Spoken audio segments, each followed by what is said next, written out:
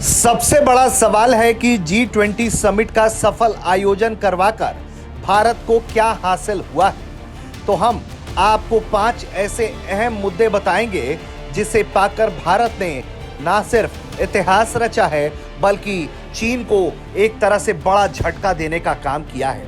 चीन ने जो कभी सोचा नहीं था, भारत ने वो काम कर दिखाया है। पॉइंट नंबर 1 की अगर बात करें तो सबसे पहले G20 सदस्य देशों के बीच सबकी सहमति से नई दिल्ली लीडर समिट डिक्लेरेशन को अपनाया गया।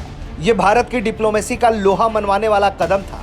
लगातार कड़ी मेहनत के बाद भारत के अधिकारियों ने इस बात पर सबके बीच सहमति बनवाने में कामयाबी पा ली, जिसमें सबने अपनी सहमति प्रदान करके नई दिल्ली लीडर समिट डिक्लेरेशन को सामने आने दिया और जारी होने दिया।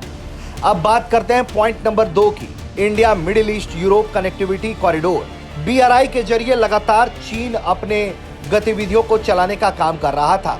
उस पर लगाम करने के लिए व्यापार का सस्ता और तेज रूट भारत ने अपने सहयोगियों के साथ मिलकर निकाल दिया।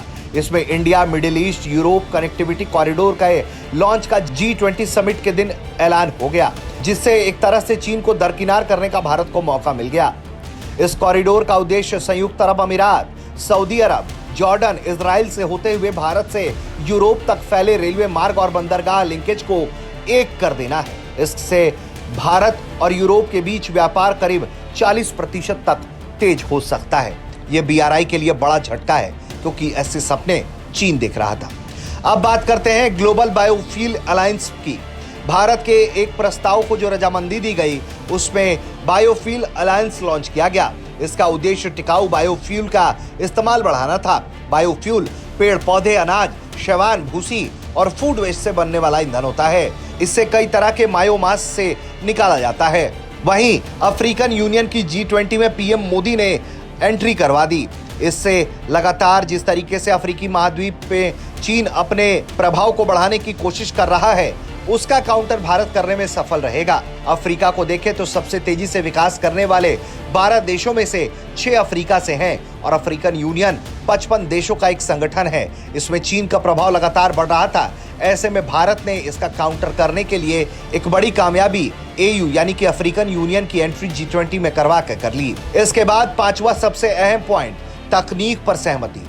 भारत और अमेरिका के बीच 6G टेक्नोलॉजी डेवलप करने पर सहमति बन गई है। इसके लिए जो अलायंस और MOU तैयार हुआ, वो सिर्फ टेक्नोलॉजी के डेवलप करने पर नहीं बल्कि उसकी सप्लाई चेन विकसित करने पर भी फोकस होगा। ये चीन के कनेक्टिविटी डिवाइस सेक्टर में बाहुबल को चोटिल कर देगा। अभी 5G के मामले में चीन का दुनिया के बाजार में दबदबा है।